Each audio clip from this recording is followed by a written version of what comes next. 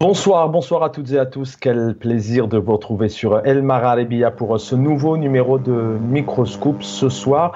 Au programme diplomatie, relations internationales, économie. Il y a quelques mois, un peu plus d'un an, nous évoquions notamment le BRICS, où Abdel un président algérien qui avait tout fait, qui avait mis toute son intention et toutes ses forces pour que l'Algérie puisse intégrer le BRICS à l'époque. D'ailleurs, il avait même dit clairement au sein de la presse que oui, c'était fait, l'Algérie allait donc intégrer le BRICS, sauf que le pays, malheureusement, on y reviendra dans le cadre de cette émission en août 2023.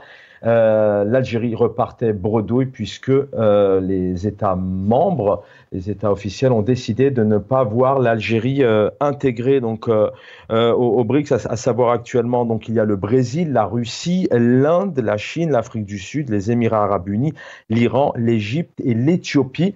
Voilà, donc c'est une question qui se pose très rapidement en début d'émission. On essaiera de revenir sur cette actualité importante en août 2023. Pourquoi l'Algérie n'a-t-elle pas intégré le BRICS? Alors la nouveauté, c'est tombé dans la nuit dernière, dans la nuit de mercredi à jeudi. On est le jeudi 24 octobre, puisque les États membres ont décidé de ne pas intégrer des États membres permanents, mais des États partenaires, pays partenaires officiels donc des BRICS, notamment la Biélorussie, la Bolivie, Cuba, l'Indonésie, le Kazakhstan, la Malaisie, le Nigeria, la Thaïlande, la Turquie, l'Ouganda, l'Ouzbékistan, le Vietnam et aussi l'Algérie. Voilà, on y reviendra. En quoi consiste réellement ce rôle? Alors, on sait que l'année dernière, il y a un peu plus d'un an, c'était en août 2023, Abdelmadjid Tebboune avait aussi annoncé clairement l'injection d'1,5 milliard de dollars au sein du BRICS. Donc, on essaiera de comprendre en quoi est important ce rôle de partenaire ou en quoi il n'est pas réellement important pour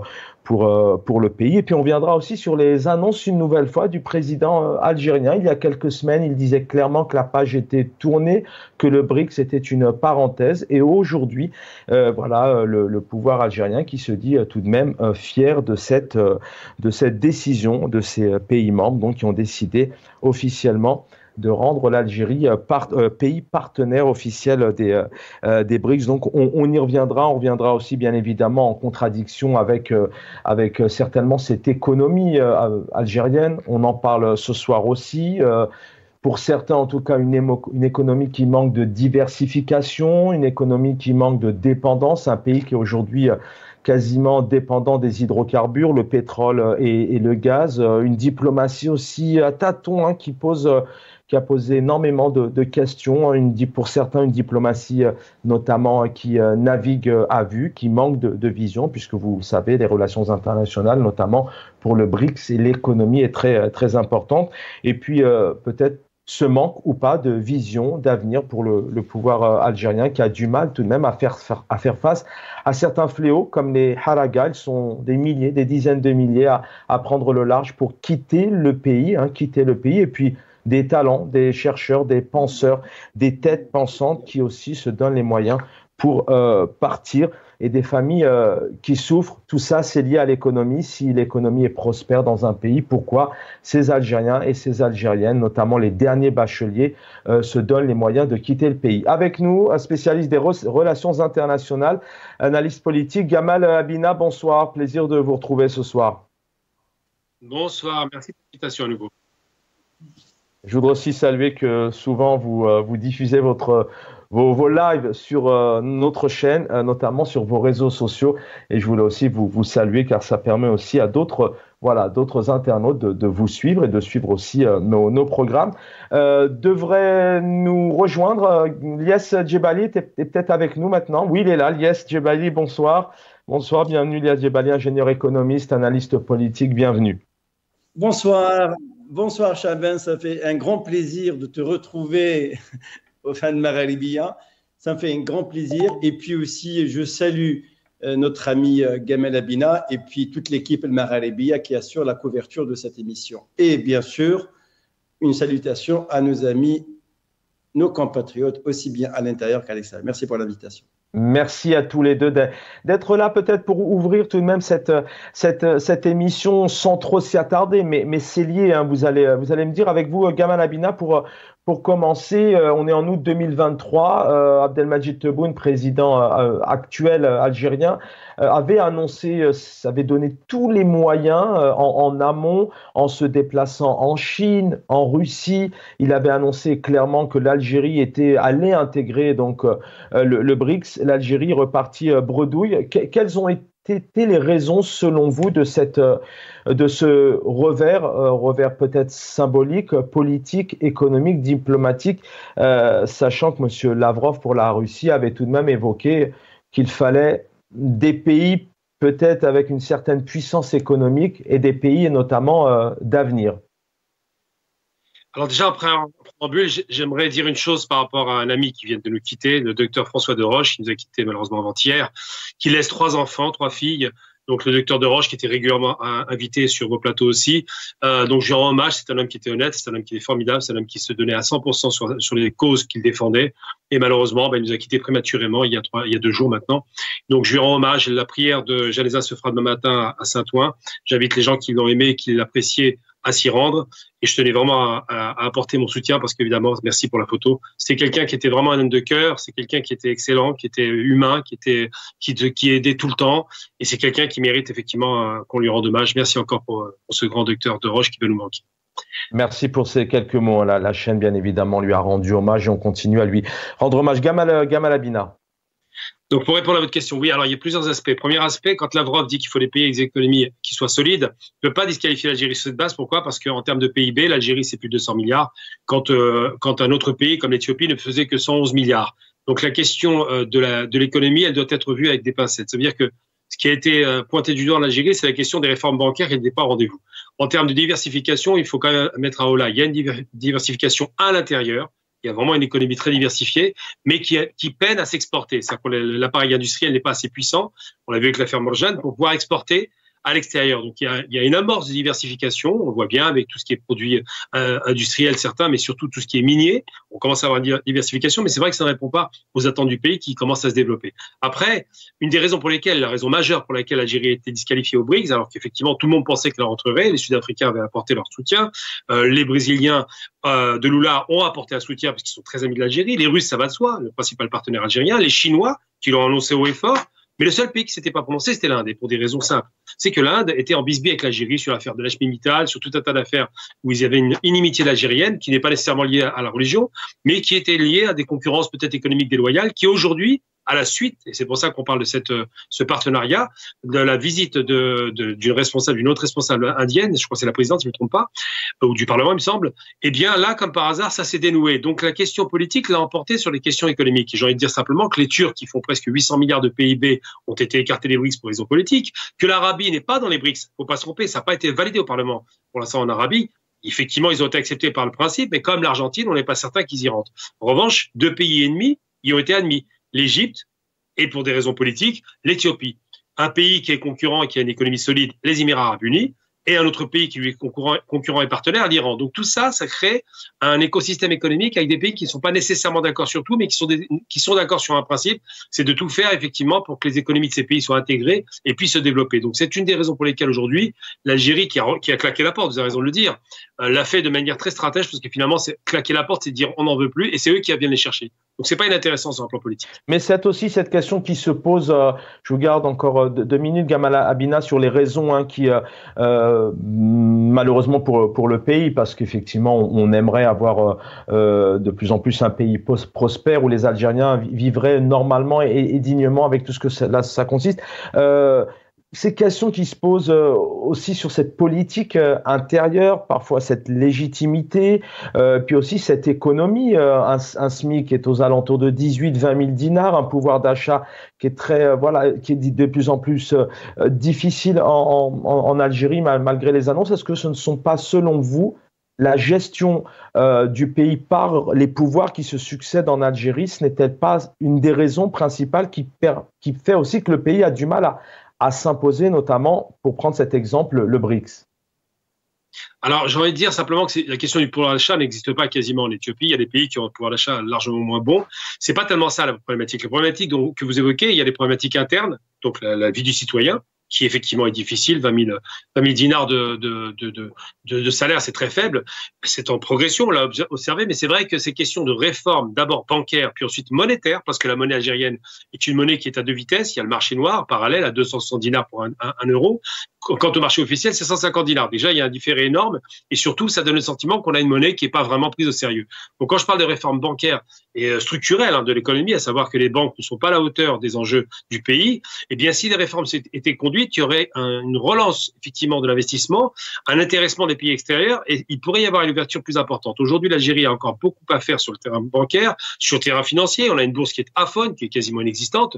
Sur le terrain, effectivement, de l'investissement extérieur, sur le terrain de la création d'un fonds souverain qui sera un fonds capital qui permettrait de pouvoir prendre possession de sociétés extérieures, par exemple. Tout ça, c'est des choses qui sont posées. Mais je pense qu'une des raisons principales qui fait que ça a été dénoué, c'est la question indienne. Les Indiens n'ont pas eu de problème avec l'Iran, étonnamment, mais avec l'Algérie. Donc, je pense qu'effectivement, la progression de l'Algérie, c'est pas tellement en termes de PIB, parce que le croisement, enfin l'intégration dans une zone économique comme les BRICS est un intérêt évident pour l'Algérie. Les idées vont rentrer.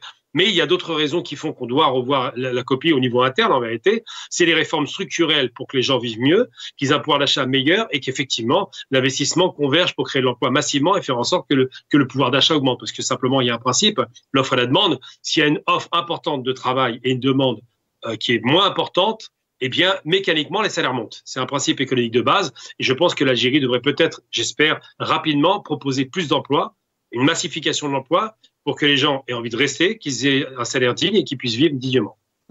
Merci Gamal Abina, restez avec nous. Lies Djebaili, même question, un petit retour en arrière, il n'y a pas si longtemps que ça, c'était en août 2023, un pays qui à l'époque pour le président algérien était un pays, et toujours d'ailleurs, il parle d'un pays émergent en termes d'économie, vous connaissez le problème. Retour en arrière, pourquoi l'Algérie n'a-t-elle pas accédé aux BRICS? Les mêmes raisons que Gamal Abina, et il y a aussi cette question, je reviens dessus, elle est importante, de gestion et de politique intérieure. C'est un pays aussi qui a encore subi la corruption et qui a cette image très, très ternie au sein des États internationaux.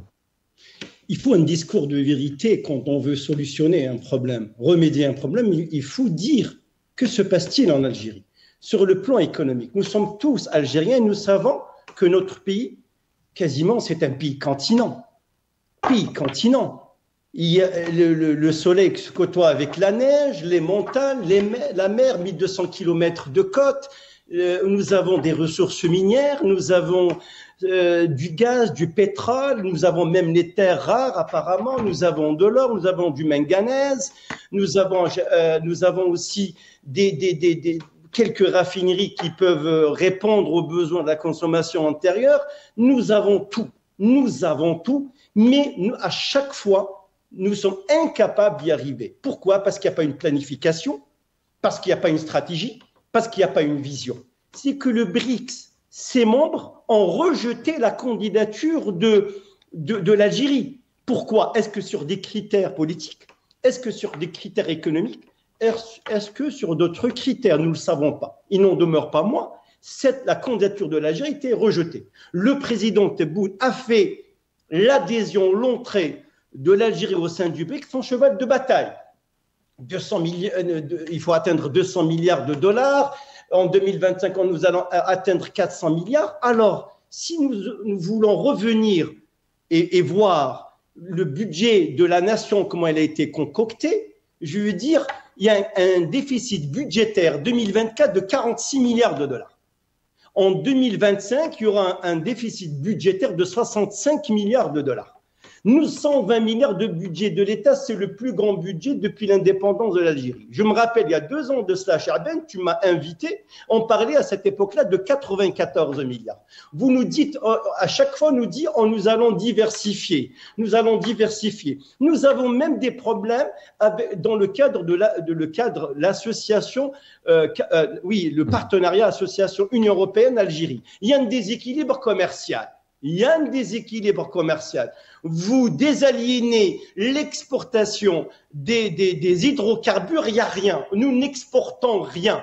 Les investissements directs des étrangers, quasiment 1 milliard de dollars. alors qu'il y a d'autres pays voisins, par mesure de prudence, on ne va pas les citer pour ne pas passer pro ou anti, c'est-à-dire les investissements sont beaucoup plus massifs. Une question très simple, il y a une vision stratégique, elle est où la planification stratégique?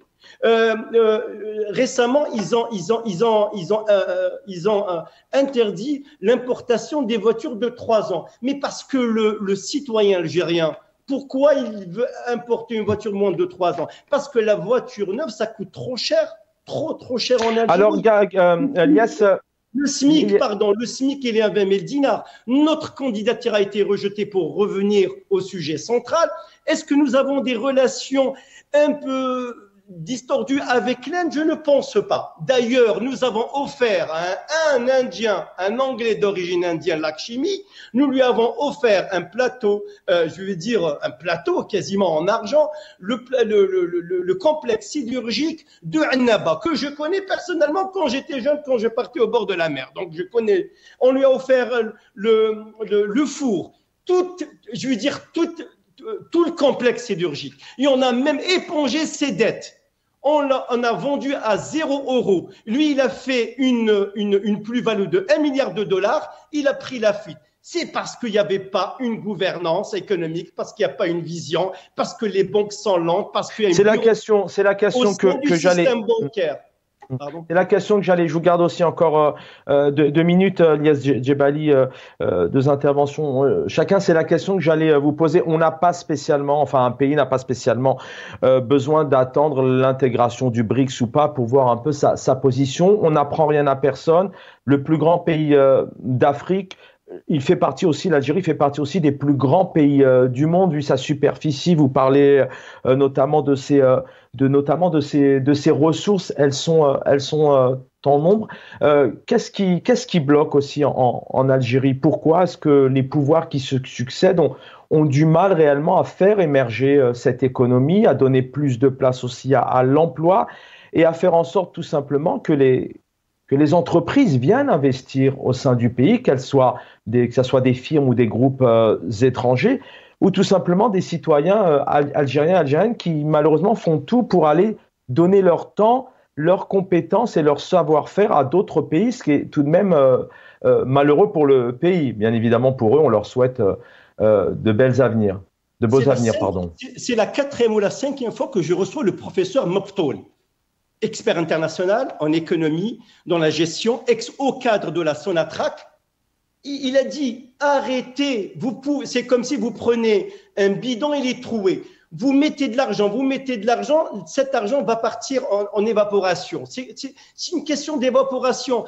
Tant que vous ne faites pas les vraies structures économiques, qu'est-ce qu'il demande l'Union européenne? Moi, j'ai lu le partenariat UE-Algérie. Il y a 110 articles. Dans l'article 47, nous sommes prêts à aider l'Algérie. Nous sommes prêts pour une coopération économique. Nous sommes prêts pour un transfert. Nous sommes prêts à relever le défi avec vous, à condition, vous êtes algérien, vous êtes capable de faire les structures économiques qu'il faut. Où sont-elles, ces structures économiques? Où sont-elles? Vous nous montrez ici des conteneurs dans des caténaires, des méthaniers, sachant que tous les ports d'Algérie ont été vendus aux Émiratis. Quand vous vendez vos ports, c'est-à-dire le centre nerveux de votre souveraineté économique, de votre économie, vous perdez tout. La Chine, elle n'a pas aidé l'Algérie. Elle aurait pu, elle l'a pas fait. La Russie, c'est notre allié stratégique, il le restera, j'en suis sûr, parce que c'est le premier, ils nous vendent des armes, des S-300, des S-400, des Sukhov 37, 57, je ne sais quoi, mais il nous a pas aidés. L'Afrique du Sud, elle a été acceptée en 2010, pas sur des critères économiques, que sur des critères politiques. Au sein de l'alliance des BRICS, on parle de quoi? On parle de la géostratégie, des relations géostratégiques, on parle du commerce, on parle de la transition climatique, de sécurité et de paix. Tous ces pays sont présents, malheureusement. Un pays comme le nôtre, comme l'Algérie, qui a donné ses preuves dans les années 70, on avait une grande diplomatie, est absente. Quand l'Algérie, elle voulait se montrer, favorable en mettant dans la BAD dans la présidente, c'est Dilma Rousseff, ex-président du Brésil. 1,5 milliard d'euros. Ces 1,5 milliard d'euros vont servir quoi? À développer les projets des pays membres. J'ai posé la question hier à M. Maptol. J'ai dit, comment ça se fait que l'Algérie a été rejetée et par mesure de nid, par mesure de fierté, nous mettons 1,5 milliard d'euros, c'est 1,5 milliard de dollars. Vous investissez pour relancer l'activité, pour créer de l'emploi, pour mettre fin au chômage des jeunes. Il m'a dit non, sous son contrôle, je lui fais confiance. Parce qu'il a eu une discussion avec une grande personnalité économique chinoise. Elle lui a dit que c'est 1,5 milliard d'euros que l'Algérie a mis, parce que la Chine elle a mis 100 ou 150 fois plus, servent aussi à développer certains pays autres que membres du BRICS. Ils n'en demeurent pas moins. Je reviens à vous, Lias Djebali, on continue. Ils ont perdu la face, c'est ça la réalité. Gamal Abina, pays partenaires officiels, ça veut dire quoi? C'est un lot de consolation, ça pourrait permettre, alors pour certains, c'est peut-être une passerelle qui pourrait permettre demain à l'Algérie vraiment de devenir membre permanent, mais on se rend compte tout de même. Alors pour vous aussi, c'est peut-être des questions politiques, mais les questions économiques, elles sont importantes. Alors pour nos téléspectateurs, ça veut dire quoi? Pays partenaire du BRICS. Bon, déjà, ce qui est intéressant, alors Lias dit un truc très juste, effectivement, il dit que lorsqu'on met de l'argent quelque part, il doit être rentabilisé, et dans une banque, c'est rentabilisé. Mais l'investissement interne aurait été peut-être plus intéressant, sauf qu'il y a une stratégie d'entrisme de l'Algérie qui dit je mets de l'argent, donc je vous montre que je commence à vous faire confiance, et je fais un coup de pression en disant ça m'intéresse plus. Et là, comme par miracle, on invente une formule nouvelle qui rappelle un peu les pays attachés à l'Europe, hein, tout ce qui est pays ou qui travaille comme la Turquie avec l'Europe sans être dans l'Europe. C'est une sorte de passerelle, effectivement, vous avez raison de le dire, une passerelle pour rentrer dans les BRICS en disant voilà, on vous prépare le terrain, on se met d'accord sur l'essentiel. Mais il ne faut pas oublier une chose essentielle, à mon sens, et ça a été dit par Lias, c'est que des pays qui sont rentrés, donc l'Afrique du Sud n'est pas rentrée sur les critères économiques, elle n'avait pas les épaules pour rentrer dans les BRICS. Elle est rentrée parce que c'est l'Afrique. Il fallait qu'il y ait un pays africain qui rentre, et celui qui avait une industrie la plus solide, entre guillemets, c'est l'Afrique du Sud, première puissance économique. La seconde puissance économique qui rentre dans les BRICS, c'est l'Égypte. Donc, logiquement, la troisième puissance qui aurait dû rentrer, c'est l'Algérie, puisqu'on est classé troisième. Or, c'est l'Éthiopie, parce que l'Éthiopie est un véritable hub industriel. Il y a 5 zones économiques spéciales en Éthiopie dédiées à la Chine. C'est la Chine qui investit massivement. Alors, par contre, je mettrai un bémol sur les investissements qui sont faits au Maroc particulièrement par rapport à l'Algérie. Pourquoi il y a autant d'idées au Maroc? D'abord parce que le Maroc est une plateforme industrielle que l'Europe aime bien avoir, qui sont à proximité. C'est la porte de l'Europe, hein, je veux dire, les Gibraltar. Que les Marocains offrent quelque chose qui attire les IDE, c'est des avantages fiscaux considérables, des zones franches, pas de TVA à payer, pas d'impôt pendant 5 ans. Donc c'est très attractif avec un pouvoir d'achat de la population, enfin avec plutôt un salaire moyen qui est autour de 300 €. Donc en termes d'avantages concurrentiels, le Maroc est bien placé et c'est séduire les investisseurs. Ils ont une politique effectivement de séduction par de la diplomatie, par des envoyés spéciaux, par la diaspora, qui fait que les Marocains attirent beaucoup d'investissements directs étrangers et surtout ils ont une bancarisation très solide. Le Maroc a fait une réforme bancaire il y a longtemps. Aujourd'hui, elle est dans une économie très financiarisée, ce qui facilite l'installation effectivement des entreprises. L'Algérie n'a pas fait ce pari malheureusement de financiariser l'économie, de massifier peut-être le système bancaire de façon réformée, qu'on puisse avoir des facilités bancaires pour pouvoir investir. Et surtout, il y a la question de la devise qui est difficile à sortir. Donc, tous ces éléments-là font que beaucoup d'investisseurs, avec un cadre juridique qui bouge tout le temps en plus, même si depuis quelques années c'est stable, mais c'est vrai qu'on est héritier d'un territoire, d'un pays qui avait d'abord un dogmatisme. Mais quand on aspire, vous allez revenir, Gamal Abina, restez avec moi, vous allez revenir aussi sur un peu votre définition de ce rôle de partenaire, voire un peu réellement, est-ce que c'est un lot de consultation?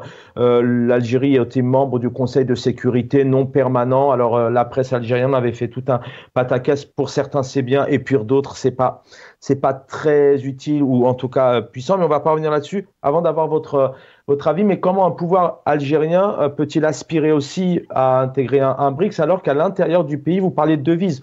Aujourd'hui l'euro est à 250 dinars au marché, excusez-moi du terme noir, c'est comme ça qu'on l'appelle, enfin non officiel.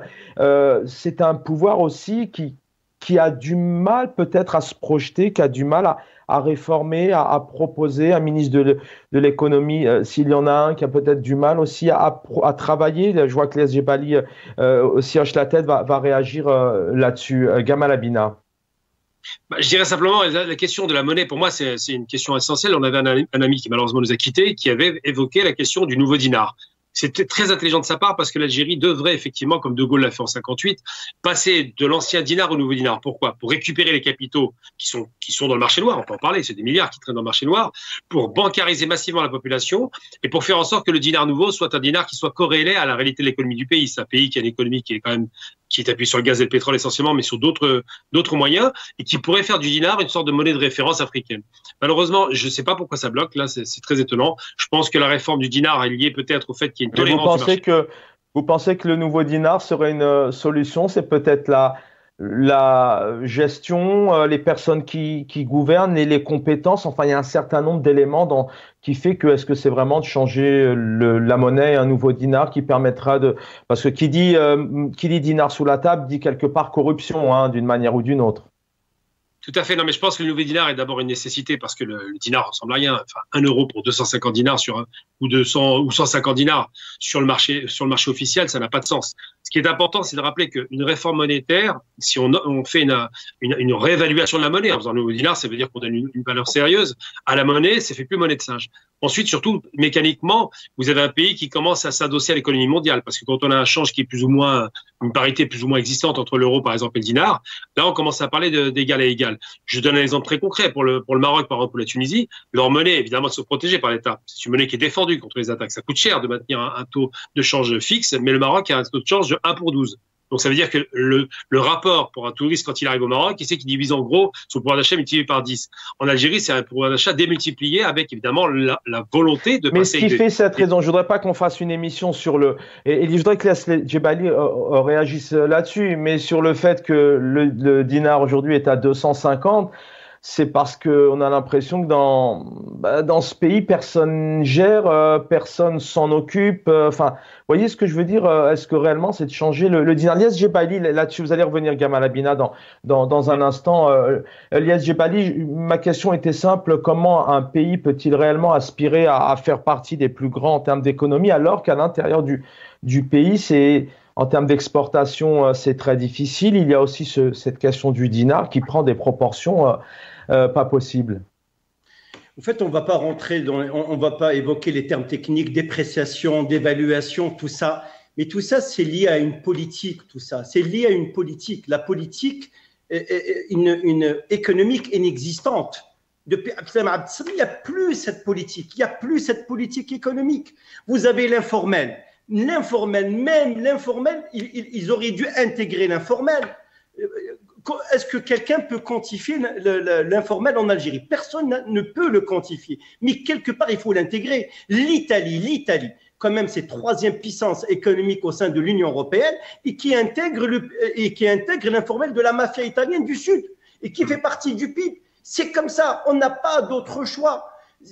Notre monnaie, je ne vais pas dire une monnaie de singe par mesure parce que je suis algérien, nous respectons notre monnaie, c'est notre instrument de souveraineté, c'est notre critère d'union nationale, d'union politique, c'est la souveraineté, la monnaie. Lies Djebali, alors rapidement, vraiment, essayez si vous pouvez vraiment le faire, en 1 minute 30, les Algériennes nous regardent, quelle réponse on peut leur donner sur le fait qu'aujourd'hui, nous, on est capable demain d'aller au square d'Alger et d'échanger donc un euro à 250. C'est quoi la raison? C'est que c'est un pays qui est laissé à l'abandon, il n'y a pas de règles, il n'y a pas de réforme, il n'y a pas de loi, chacun fait ce qu'il veut. Quelle est la raison principale de ce fléau? Attention, je pèse mes mots, c'est une rupture de confiance entre le peuple et le régime.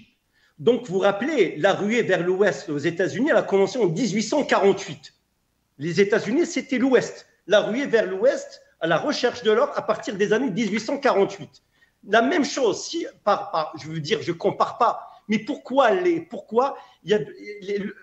la majorité des compatriotes veulent aller au square pour changer? C'est une question de sécurité, parce que la monnaie ne vaut rien, ne vaut rien. Un euro 250 dinars ne vaut rien. Ça veut dire que le pouvoir d'achat s'effondre. C'est parce que cette monnaie, elle est vulnérable. C'est parce que ceux qui tiennent la gouvernance n'arrivent plus à gérer, parce qu'il n'y a pas de cap.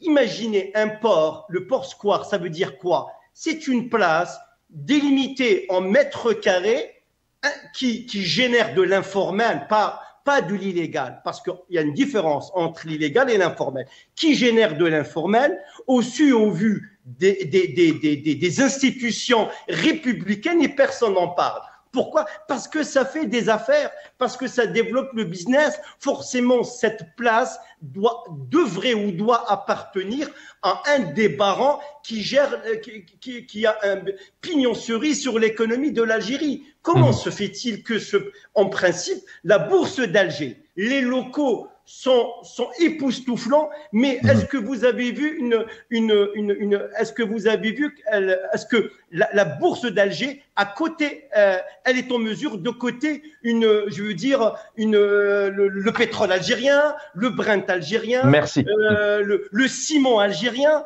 rien. Cette bourse elle est fermée et on l'a substituée par le Port Square qui permet de faire du business.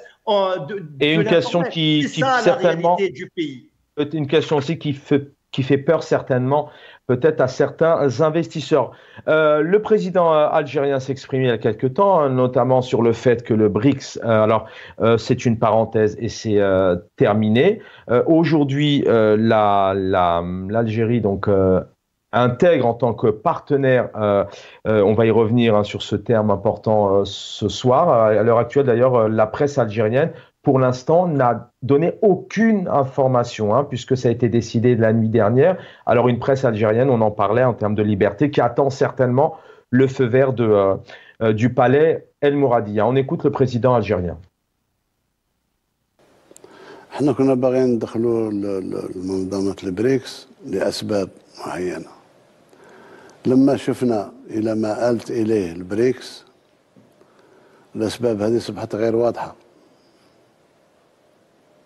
إذن الرغبة نتاعنا في الدخول للبريكس ما بقاتش نفس الرغبة اللي احنا كنا باغيين نفوتوا مع كتلة والمستقبل كشاف.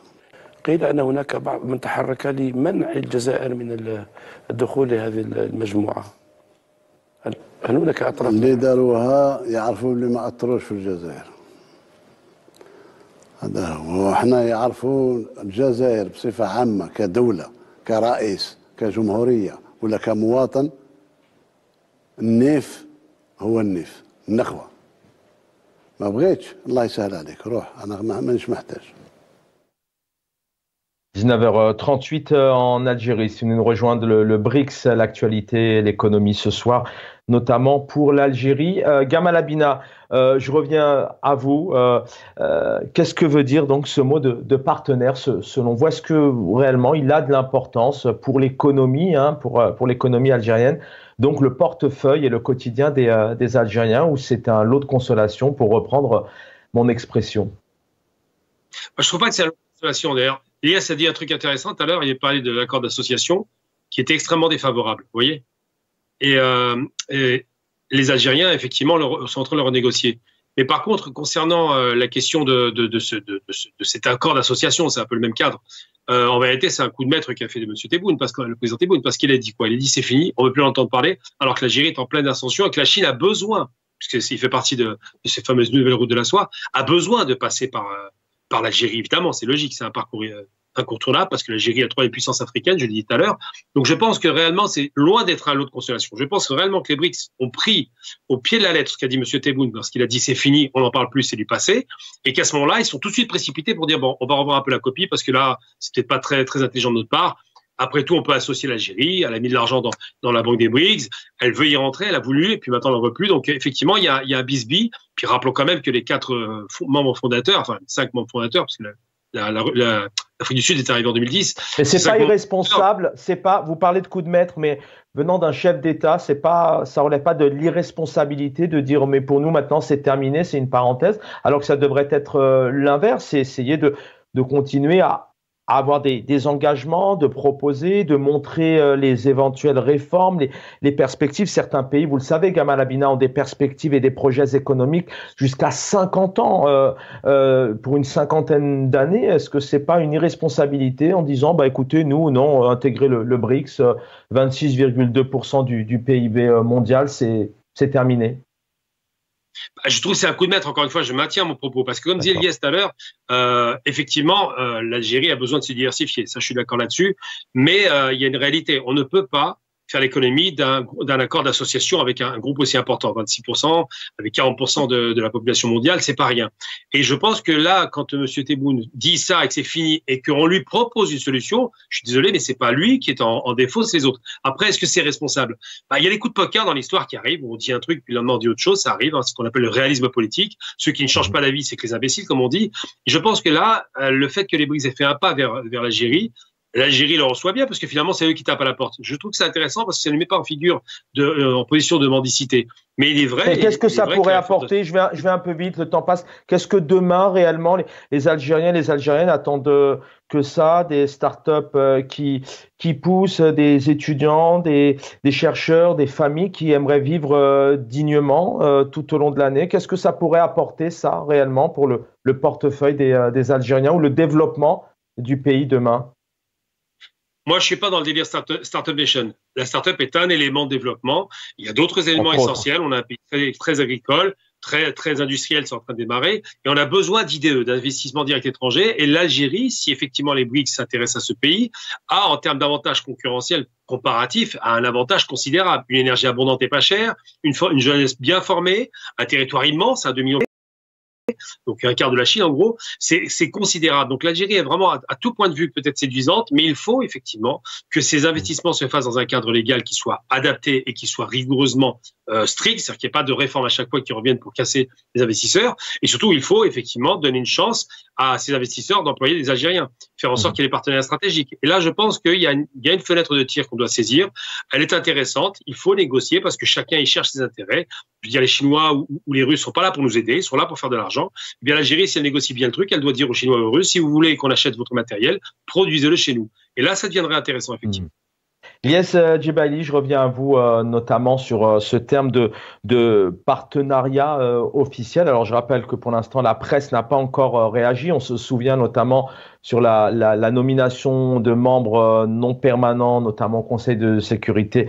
La presse avait fait donc un certain nombre d'analyses et d'éloges. Pour vous, Ilyes Djebaili, ça veut dire quoi, partenaire officiel des BRICS pour l'Algérie? Est-ce que réellement ça peut apporter une crédibilité, un brin d'espoir pour les Algériens et les Algériennes dans un contexte et dans une gestion de politique intérieure, encore une fois, qui est, où il y a pas mal, vous le disiez, pas mal de choses qui reviennent. D'abord ce fossé, parfois cette illégitimité, ce manque de confiance, ces questions de corruption. Ilyes Djebaili. Tout d'abord, le BRICS, c'est pas une association de petits pays qui s'allient, qui se retrouvent pour prendre le café du matin. Non, le PIB contribue à 31,5, quasiment 32% du PIB mondial. Donc, ça veut dire le 1/3 du PIB mondial. Le PIB nominal cumulé, il est entre 12 000 et 14 000 milliards de dollars. On prend uniquement l'Inde en 2050, le PIB de l'Inde atteindra vraisemblablement 8 000 milliards de dollars, 8 000 milliards de dollars, l'équivalent du PIB allemand et français en 2050. Ça veut dire que c'est un vrai pays émergent. Maintenant, nous avons raté le coche, il faut le reconnaître. Monsieur Tebboune aurait dû prendre acte du rejet de la candidature, de la non-acceptation, de l'adhésion de l'Algérie et travailler. Il faut travailler. Il y en a marre des paroles. Passons aux actes. Frappons fort et vite. C'est l'une des plus belles expressions qui a permis les pays de se libérer du joug nazi. Il faut se libérer. Pour se libérer, il faut travailler. Le travail, c'est une valeur. Le travail, c'est une valeur. Le travail est une valeur qui a été inventée par la gauche et qui a été récupérée par la droite pour en faire une vraie valeur. Donc, la valeur, sur ce travail, vous êtes Ilyes Djebaili. Non, il faut pousser le peuple, il faut dire, il faut qu'on travaille, il faut qu'on réforme, il faut qu'on change nos. Il faut. Alors, vous dites qu'il faut moderniser les structures bancaires, financières. Vous m'entendez pas, je pense. La monnaie, tout ça, c'est important. Vous dites il faut qu'on. C'est ça la réalité. Oui, nous prenons acte, oui, mais vous prenez acte. Mais tout le monde nous demande, tout le monde, Chaban, tout le monde demande à l'Algérie. Mais Liaz Jebali, vous dites il faut qu'on. Abdelmajid Tebboune vient de prendre 5 ans de mandature nouvelle. Vous dites il faut qu'on. Est-ce que vous restez quand même tout de même optimiste? Alors malheureusement, avant la campagne, on n'a pas entendu de bilan sur les plateaux télé, sur les finances, enfin sur plusieurs secteurs. Mais là, vous dites il faut qu'on travaille. Je pense que vous parlez du pouvoir algérien. Est-ce que vous êtes optimiste tout de même? Le président part pour 5 années. Vous êtes optimiste sur les années à venir et les perspectives en termes d'économie? Vous savez, Alexandre le Grand, avant qu'il meure, on lui a posé la question, il n'est pas grec, il est macédonien. Qu'est-ce que vous gardez? Qu'est-ce que vous retenez de cette vie avant de quitter le monde? L'espoir. C'est normal, nous gardons l'espoir. L'espoir que notre pays décolle, reparte de plus belle, c'est ça le plus important. Mais par le travail, c'est pas parce que nous disons nous avons du pétrole, nous avons du gaz, nous avons 60% d'étudiants universitaires, nous avons l'école polytechnique d'Alger, nous avons l'école d'architecture de Harrach, nous avons l'institut pétrole de Boumerdès, nous avons l'institut national d'agronomie. Mais tout ça, toute cette masse, il faut la faire travailler, il faut trouver du travail, il faut mettre le travail au cœur de l'économie. Écoutez, vous prenez le budget qui a été concocté de 120 milliards de dinars. Est-ce qu'il y a un support de charge qui est dédié, affecté à la création d'emplois? Il n'y a pas. C'est-à-dire que allocation chômage, subventions, même les subventions sont mal ciblées. Les transferts sociaux, n'en parlons même plus. Et où cette diversité? Il faut réformer en profondeur. Tant nous n'avons pas réformé en profondeur, nous allons rester à l'état statique, c'est-à-dire T plus delta T égale à 0. Nous ne pouvons pas bouger. Gamal Abina, même le FMI nous demande de réformer. Toutes les Gamal Abina, c'est un pays, l'Algérie est un pays aujourd'hui qui a besoin d'être réformé, d'avoir une nouvelle économie, de nouvelles perspectives. Et vous êtes optimiste sur Abdelmajid Tebboune repart pour 5 années. 5 années tout de même avec un tableau assez sombre en termes d'économie notamment. Comment vous voyez, alors vous allez nous expliquer, vous n'êtes pas trop d'accord, Gamal Abina, l'avenir? Parce qu'il n'y a eu que 3 ans d'exercice du pouvoir. Bon, donc il y a eu 2 ans d'inactivité. Donc moi je pense que la progression, on l'a pu observer. C'était quand même une 4e puissance économique, 3e puissance économique avec un pétrole qui était en dents de scie. On a bénéficié du gaz, c'est vrai, il faut le reconnaître. Mais il y a aussi l'extraction minière, la transformation, il y a cette logique-là. Moi, ce qui me pose problème, là je rejoins totalement Liaz sur un point, et c'est le point que je dis toujours quand je suis en Algérie. Simplement, il faut apprendre la valeur travail aux hommes surtout, parce que les femmes sont très travailleuses, les hommes beaucoup moins malheureusement, c'est comme ça. Et donc il faut leur apprendre la valeur travail, il faut leur dire que notre richesse c'est pas le pétrole et le gaz, ça c'est ce qu'on appelle un intrant d'État qui ne nous concerne pas. Notre richesse c'est la valeur travail. Il nous faut des créateurs d'entreprises, il nous faut des innovateurs. Comment fait-on ça justement? C'est intéressant ce que vous dites effectivement. On a aujourd'hui un SMIC qui est aux alentours de 18 000 dinars. On a des conditions de vie difficiles parce que le travail, vous le savez, c'est aussi les transports, c'est les activités de loisirs, c'est l'équilibre, c'est la famille. Comment on redonne le sourire aux Algériens sur ces valeurs de travail, Gamal Abina?